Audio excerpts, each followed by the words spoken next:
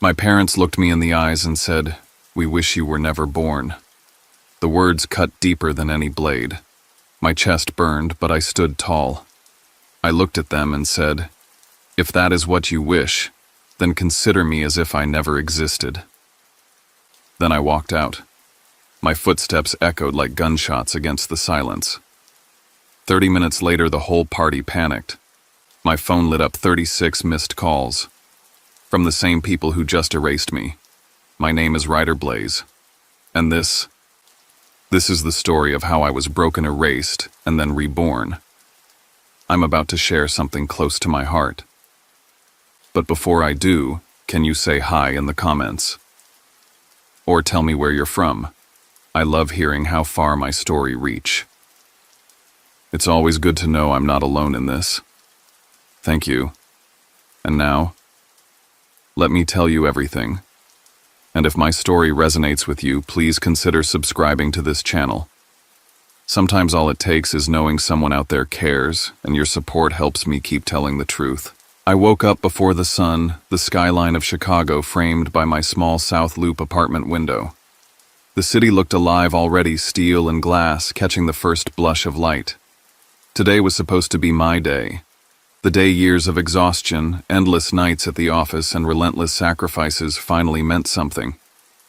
I told myself not to think about money, not to think about the bills I paid that weren't mine, not to let anything ruin the glow of my MBA graduation. My phone buzzed before I even stepped into the shower. A text from Mom. "Remember, let Avery sit in the middle. Your guests can take the side table." 10 seconds later, Dad added, "Don't brag about that $1 million project. It sounds arrogant." I stood there staring at the screen, the steam filling the bathroom, my chest tightening. Even on my day, the center belonged to someone else. When I walked into the kitchen, Elliot was already there, leaning on the counter with 2 coffees. He had a grin on his face, that same unshakable grin he'd worn since high school. "This is your day, Ryder. Don't let anyone steal it." He handed me the cup. I forced a smile, but my stomach twisted. On campus, balloons swayed in the June air. Professors in dark robes shook hands. Families cheered, and my name was called. Professor Holt hugged me, whispering, "You are one of the sharpest minds I've taught. Don't forget that." At the reception, Colleen clapped me on the back, her voice carrying above the crowd. "You saved that deal when no one else could." Tonight, we drink to that. Their pride in me felt real, tangible. Yet when I checked my phone, it buzzed again. This time a notification from the restaurant the deposit had been adjusted. Additional 2 tables added per family request. I hadn't approved that. My card had been charged anyway. By late afternoon, I stood on the bridge overlooking the Chicago River, the water flashing green under the sun. I opened my leather journal and wrote, "I don't want to be used anymore. I want to be seen." I snapped the cover shut as my phone vibrated once more. This time it was Avery. "We need to talk tonight. It's important." Back home, I checked the seating chart the restaurant had sent. My friends, my colleagues, the people who had carried me through were pushed to the far edge of the room near the kitchen. My parents' side of the family occupied the center. Avery's name was written in bold across the main table. My own name looked like an afterthought. For a second, I thought about canceling everything. But then I opened the voice recorder on my phone. If they tried to humiliate me, if they erased me again in front of everyone, I would have proof. I pressed record and slid the phone into my pocket. As evening fell, the city lit up in amber headlights crawling across Michigan Avenue. I buttoned my suit jacket, looked in the mirror, and told myself, tonight they will see me. Still, Avery's message blinked on my screen like a pulse I couldn't ignore. The walk across campus had stirred something I tried hard to bury memories of when I first realized I was invisible. Naperville, Illinois. A quiet neighborhood where lawns were trimmed and houses all looked alike, but inside mine the rules were never the same for both children. At 15, I had just won the Illinois State Math Championship. I came home with the medal still warm against my chest. Dad barely glanced at it before turning to the neighbor, smiling. Avery's already writing her pre-med essays. She'll be a doctor, the pride of this family. The medal might as well have been plastic. Then came my birthday party. balloons of sheet cake on the table, friends from school crowded into our small living room. I leaned in, ready to blow out the candles, when I noticed the icing. Across the top, in bright red letters, "Happy Birthday, Avery." My name was squeezed into the corner like an afterthought. My friends laughed, thinking it was some kind of joke. I laughed too, even though something in my chest cracked. It was Elliot back then, just another awkward kid in the math club who leaned toward me during the party and whispered, "You don't need their permission to shine." I didn't know then how much I'd cling to those words. One summer afternoon, helping Dad clear boxes in the garage, I stumbled on a file labeled College Fund, Kids. My hands shook as I flipped it open. Every line item, every withdrawal was marked for Avery prep courses, lab fees, application consultants. The balance was nearly drained. My name wasn't on a single page. When Mom noticed me holding the folder, she snatched it away. "You're the older one," she said briskly. "You'll go into finance, you'll make money quickly. Your sister needs this more." The words cut deep, lodging like splinters I could never dig out. I tucked the math medal into a shoebox under my bed beside old notebooks and pencils. It stayed there gathering dust while Avery's biology awards lined the mantel. At family dinners, every story circled back to her. I became the background character in my own house. Years later, I would understand that the college fund was supposed to be for both of us. It had been drained long before I even applied for schools. That's why I had to work shifts at a coffee shop, why I filled out scholarship applications in the dead of night, why I learned to survive on ramen while Avery's tuition was covered without question. I still remember the way Aunt Janet pulled me aside once, her voice low. "Don't tell your mother I said this, but they already decided your path a long time ago." She squeezed my shoulder before walking away, leaving me with the truth I wasn't ready to face. My life had been written for me, and I was never meant to take center stage. When Mom later tucked that folder back into the box and snapped the lid shut, I knew my road would always be uphill. I would always be asked to give while Avery was destined to receive. I chose economics because it was practical and fast. Graduate early, get a job, get my own place, stop being a burden, that was the plan. At Urbana-Champaign, I learned to live small. A mattress on the floor, a desk from a curbside giveaway, a calendar covered in shifts. Monday, Wednesday. Friday, I opened the campus coffee shop at 5 a.m., the dark air smelling like beans and bleach. Tuesdays and Thursdays, I keyed case numbers at a law office until midnight, fingers numb from the fluorescent hum. Every month I sent money home to help with the house. It felt good at first, like proof that I was useful. Then it became expected, then required, then invisible.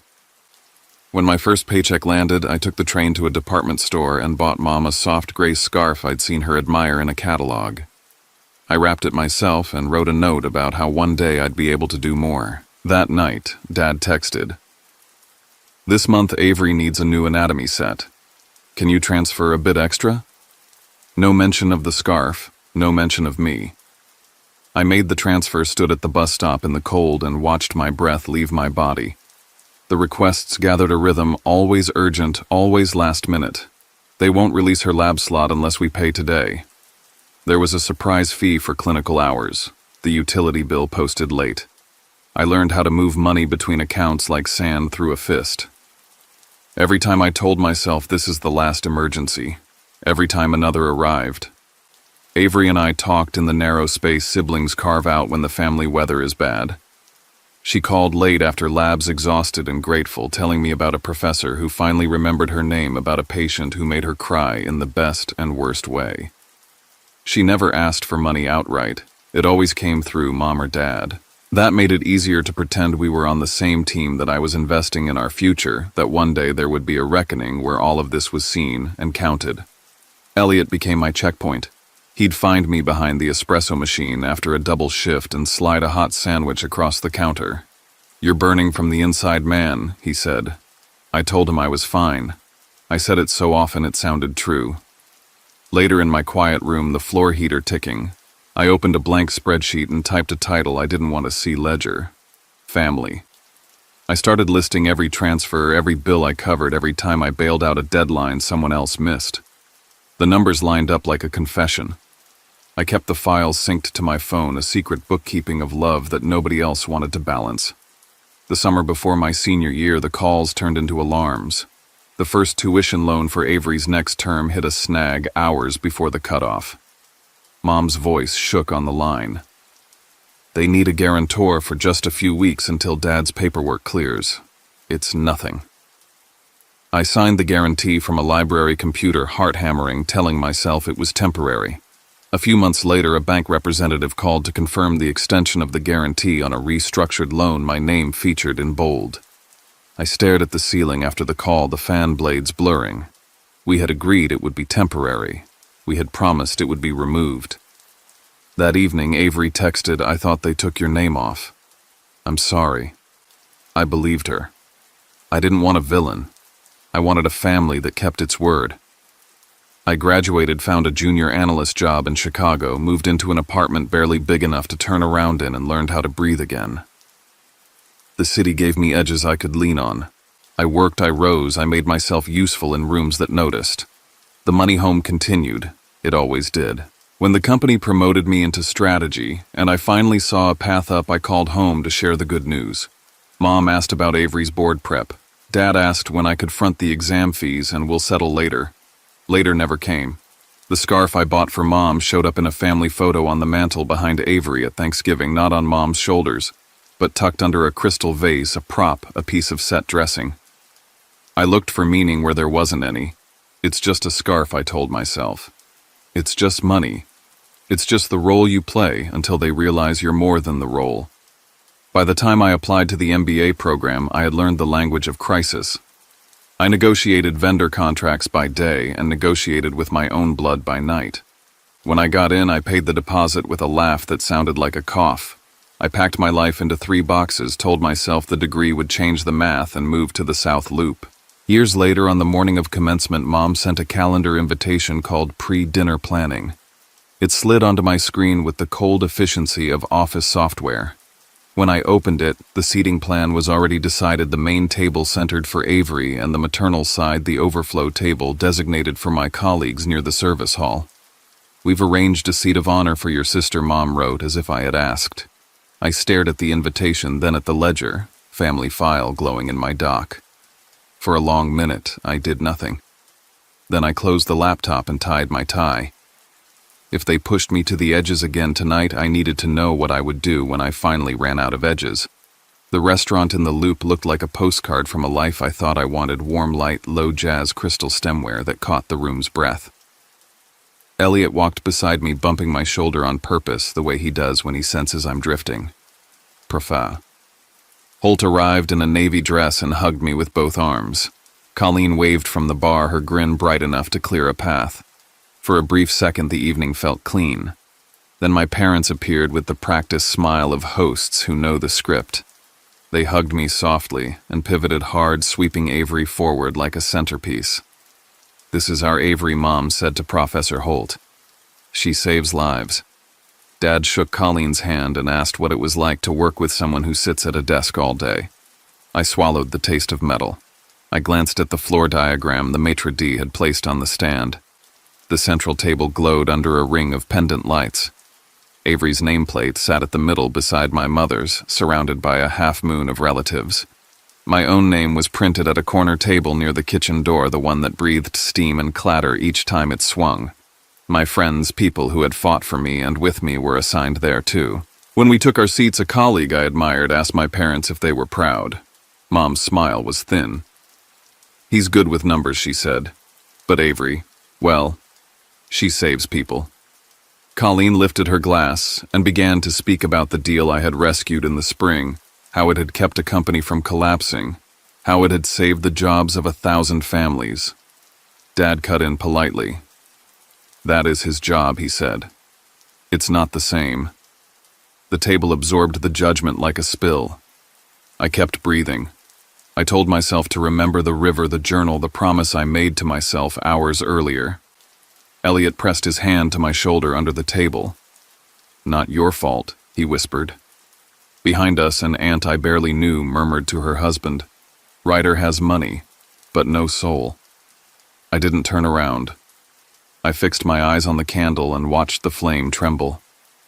On my way back from the restroom, I passed Avery, who was turned slightly away from the room, speaking to a friend from her residency. Her voice was hushed and hoarse. If Ryder hadn't paid, she said, I would have crashed a long time ago. But they'll never say that out loud. The truth sat between us like a third person. She saw me flinched and looked down. I nodded and kept walking. I wanted to tell her I understood. I wanted to tell her that understanding didn't make the weight any lighter. Back at the table, my phone buzzed. A coworker had tagged me in a story. I tapped it open and saw the glowing center table, the caption reading, "The doctor's family is the star tonight." The camera panned across faces I knew from childhood and cut away just before it reached mine. I watched it twice. The second time hurt more. An email banner rose along the top of my screen from the restaurant updated invoice. I opened it without thinking. The total stared at me, my card on file, my name in the line that mattered. I scrolled to the notes section. "Thank you for hosting this celebration," it read. "Congratulations to Avery." My parents' laughter floated across the room as they told a cousin that they had put this evening together for our Avery, who makes us proud. I felt something in me click into place, not a snap, but a steady lock. I raised my glass and clinked it softly with my spoon. The room did not quiet at first. Then it did, voices falling like coins into a well. Colleen looked at me. Professor Holt folded her hands. Elliot watched my face the way you watch a friend on a cliff. I stood, shoulders squared, the murmur thinning into a hush. I could feel the jazz fading behind me, the candlelight pooling at the base of the glass, the door to the kitchen swinging open and shut in a rhythm I had known my whole life. I filled my lungs and held the room in the space of a breath, ready to stop pretending I wasn't there. The room clicked into stillness when my spoon kissed the rim of my glass. I felt the heat in my throat and let it steady into words. "If I'm just the wallet," I said, my voice shaking the first few syllables before it found bone. "Then who paid the bills, the tuition, the hospital?" For a breath, no one moved. The jazz stuttered and went quiet. Someone set a fork down and it sounded like a gavel. I kept going because I had carried this ledger in my head for 10 years. I paid the power when the lights flickered. I covered the late fees when the notices came in red. I guaranteed loans I was told would be temporary loans that somehow never let me go. Every month I sent money home so someone else could breathe. Murmurs rustled around the table, a ripple of fabric in a room too warm. Dad's face colored to the shade of a warning light. "You ungrateful child," he said louder than he needed to be. "We wish we had never given birth to such a disrespectful son." The sentence hit like a door slamming in a quiet house. I stared at the candle and watched the flame bend and stand back up. I swallowed tasted copper and scanned the faces that had seen me grow from a kid with a medal into a man who paid for the cake and still didn't get a slice. "If that is what you wish," I said, and my voice surprised me with its calm, "then consider me as if I never existed." Chairs creaked. A cousin's lips parted. Colleen's eyes went fierce with a kind of protective anger I had never felt on my behalf from blood. I set my glass down its base, clicking the crystal. I walked away. The hardwood floor gave my steps a beat. I crossed the ring of light past the maitre d' and pushed through the brass-handled door into the hallway where it smelled like citrus cleanser and cold air. Ryder Elliot called, catching up, but I lifted a hand without turning. "Let me go alone." He slowed, and in that pause, I felt the clean edge of something ending. The lobby lights flattened the evening into a film still. Outside, the loop hummed and blinked. A text flashed before the door closed behind me. "Avery, I am sorry. I know what you've done. I was afraid to say it." I stood under the awning while the valet whistled for a cab, and I looked at the message until the screen blurred. I typed nothing back. In the taxi, the city slid by in wet strokes, red and white reflections smearing across the windshield. My phone buzzed like a trapped insect. Mom, Dad, Aunt Janet. A colleague who didn't know what to do with the silence I had left on that table. The driver glanced at me in the mirror as if he could feel the noise in my pocket. I let it ring. I let all of it ring. When I reached my building, The river threw back the city's lights in shredded coins. I climbed the stairs to avoid the elevator chatter, unlocked my door, and stepped into dark. I didn't turn the lights on. I set my phone on the counter and faced the window, the city breathing below. The screen lit again, insistent. When I finally picked it up, the number on the lock screen stared back at me. 36 missed calls. I counted them because counting is what I do when I need the world to make a shape. 36 attempts to pull me back into the old role in the span of an hour. 36 times I chose to stay gone.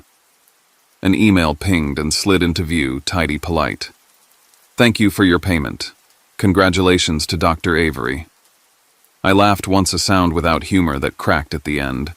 Even the receipt had learned the family's script. I powered the phone down and the apartment went completely quiet. I kicked off my shoes and walked to the window. The river was a black seam stitched through the city's chest. Somewhere in the restaurant, a candle guttered out. I set my forehead against the glass and said it out loud, to the street, to the water, to whatever part of me still needed permission. Tonight, I'm free even if it costs me.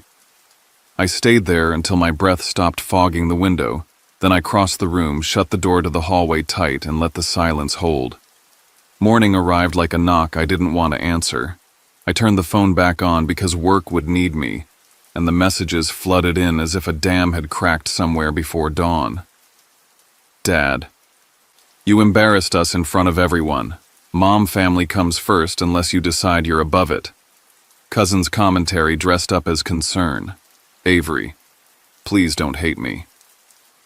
The screen pulsed with judgments and pleas in alternating stripes. I put the phone face down and tried to breathe. At the office, the world made sense again. Numbers lined up. Plans had outputs. Colleen stepped into my doorway without knocking and leaned on the frame. You told the truth, she said. I'm proud of you. The words landed softly where the others had bruised. Later, an email from Professor Holt found me between meetings. Your voice is clear. Keep it that way. It was like being handed clean water after days of salt. By evening, the sky over the river was the color of an old bruise. I was reheating leftover noodles when the intercom buzzed. I pressed the button and heard my mother's voice, too composed to be casual. We're here. Let us up. The elevator took forever, and then not long enough. When the knock came, it was a quick, practiced rhythm I hadn't heard at my door in years. Mom stood in front, Aunt Janet beside her dad, a step back with his jaw set. They didn't ask to come in. They assumed. I met them in the doorway and didn't move. We need to talk, Mom said. Avery's program has costs. It's your responsibility as the son to help your sister. The word responsibility hung there like a looped rope. My responsibility ended, I said, when you told me I didn't deserve to exist. The air thinned. Aunt Janet's eyes dropped to the hallway carpet. Dad's gaze burned past me into the apartment as if he could appraise square footage and turn it into moral debt. Avery's name lit my phone on the console before anyone answered. She was video calling. I held the screen up and her face filled it, red eyes, hospital corridor behind her, fluorescent lights flattening everything. I knew she said, voice cracking. I knew you were carrying it all. I should have said something. I was scared if I stepped out of the light I'd lose everything I'd worked for. Her confession didn't absolve anything. It only made the shape of the machine clearer. Dad spoke over the call, firm, tired of pretense. We needed someone to handle the finances, and you were born to do that. That's how families work. Don't make this dramatic. The sentence was a key turning in a lock I had been rattling my whole life. I put the phone down, let Avery's image hover face up on the table, and reached for the binder I had tucked on the shelf by the door. I had printed the ledger, family file, the week I was accepted into the MBA program, maybe because a thing on paper feels harder to deny. I opened it to the first page and handed it to Mom. This is 10 years, I said. Rent when you were short. Medicine when insurance fought you. Winter gas bills. Late fees. 2 rounds of tuition loans I guaranteed and was told would be temporary. You don't have to thank me, but you don't get to pretend it didn't happen. They turned pages in silence. The hallway hummed with other people's dinners and televisions. Finally, Mom handed the binder back like it was contaminated. "That's what an eldest son does," she said, crisp and chilly. "It isn't a favor. It's duty." I could feel the anger rise and pass the way a fever breaks. "No," I said. "It was love. And you kept calling it duty so you wouldn't have to love me back." I stepped into the doorway, making the space smaller. "From now on, you will figure it out without me. I am not the family's wallet anymore." Aunt Janet's mouth trembled like she might speak, but she didn't. Dad squared his shoulders, the old posture of final authority, but there was nothing left to command. The elevator chimed at the end of the hall. Somewhere a dog barked twice and went quiet. Mom started to say my name the way she did when I was 8 and late for dinner. I nodded once, not at her, but at the past. "I hope you find a way," I said. "I hope Avery finds her own balance and her own voice. But I am done." I eased the door inward until the frame touched their shoes. "Take care of yourselves." I closed the door. The latch caught small and decisive. For a moment I stood with my palm flat to the wood, feeling the vibration of the hallway on the other side. Knuckles hit the door in a rapid burst. The old list of names returned through the barrier, selfish, ungrateful, dramatic like ghosts, who hadn't learned there was no house left to haunt.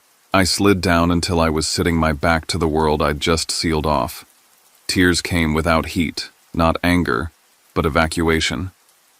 I let them. My breath grew slow again. The knocking thinned, then faded, then moved down the hall, their voices dissolving into elevator cables and the hum of the building.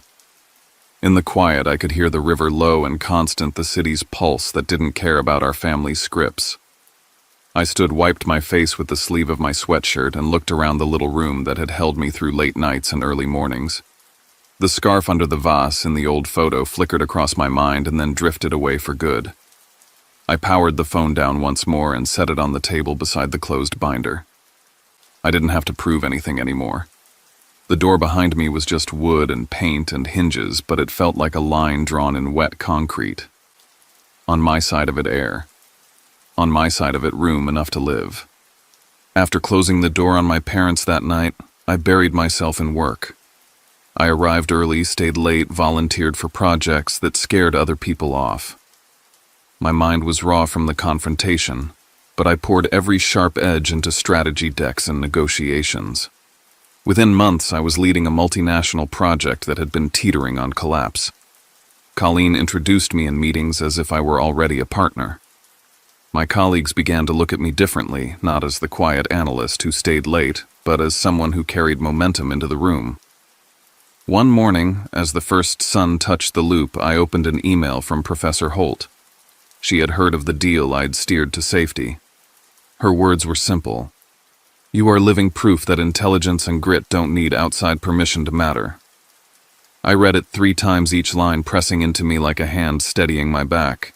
I sat at my desk that afternoon, hands trembling over the keyboard, and wrote what I had never dared to say out loud. On LinkedIn, under an anonymous profile, I described what it meant to be the invisible child, to be the wallet for a family that never once said thank you, to be told I wasn't worth the space I took up on my own graduation night. I didn't name them. I didn't need to. I ended with one line that came from the marrow of my bones. "Silence and success are the sweetest revenge." I hit post and shut the laptop, convinced nothing would come of it. By evening, the numbers had gone feral. Thousands of shares, hundreds of comments.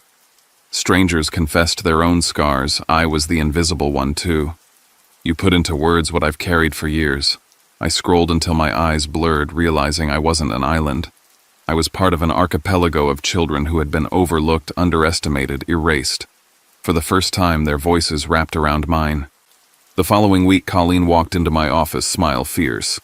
"You're going to speak at the Resilience in Business Conference. They want your story." I froze, breath lodged in my chest. On stage, under a canopy of lights, I told the truth without naming names. I spoke about resilience, about carrying a weight no one else acknowledged, about finding freedom when you stop waiting for permission to exist. The applause rose like a wave and broke over me. I walked off stage lighter than I had in years. I moved into a new apartment that fall. A penthouse floor-to-ceiling glass with Lake Michigan stretching endless outside my window. The first night, Elliot and Colleen stood with me on the balcony. We raised glasses of cheap champagne, laughing at the absurdity of the view. Family, Elliot said, clinking his glass against mine. I nodded, throat tight. It wasn't blood. It was better. News of my success spread quickly. Old neighbors whispered to my parents. Cousins forwarded articles. The emails started to arrive. At first they scolded, "You've abandoned us. You only care about yourself." Then they shifted into pleading, "Avery needs help. Don't turn your back." I read them in silence, my reply as steady as stone, nothing at all. Late one night, Avery's name lit my screen. Her message was a confession folded into regret. "I'm sorry. I knew how much you carried. I just wasn't brave enough to say it. I hope someday you can forgive me." I let the phone rest in my palm, then set it face down. Some words can't fix what years have carved. I stood at the window, Chicago glowing beneath me, the lake breathing its dark rhythm. "Now I live for myself," I whispered to the glass, "and nothing can drag me back." The city answered with silence, and for once, silence felt like love. By summer, I decided to host a dinner in my penthouse. No formal seating charts, no relatives competing for the center. Just pizza boxes on the marble counter, bottles of wine breathing open on the table, and the people who had chosen me. Elliot sprawled on the sofa, telling stories of our high school math club days. Colleen leaned back in her chair, eyes crinkling as she laughed. Professor Holt raised her glass, her voice steady. "Ryder, you've redefined what resilience means in this industry." My face burned with a humility I had never known at home. I stood and let the words come. Once my own family told me I wasn't worth existing. But I've learned that value isn't defined by blood or old scripts. Real family is the people who choose to stand beside you, not because they must, but because they want to. Applause filled the room, not the forced politeness of a banquet hall, but the warm rhythm of genuine hearts. Elliot crossed the space and hugged me so hard I almost laughed. "You deserve this, man. Every bit of it." Halfway through the night, my phone lit up on the counter.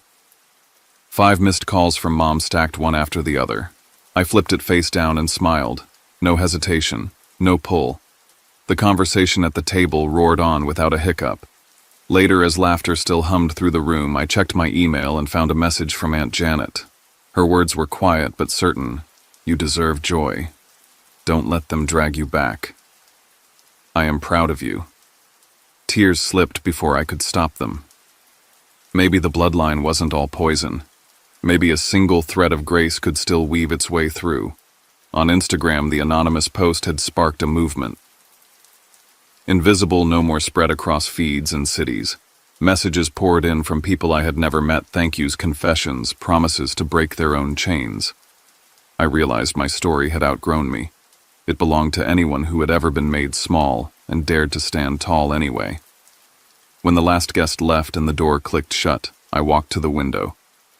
The city blazed with light streets, alive, the river cutting silver between towers. I opened my journal one final time.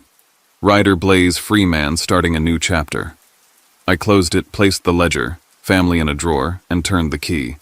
The past was accounted for. The debt was paid. I leaned on the glass, watching the city breathe. "If you've ever been told you don't matter," I whispered, "remember you do. Let go of the chains. Build the family you choose. Freedom is waiting, and no one can take it away from you." The room was quiet, but the lights of Chicago flickered back bright and infinite as if to agree.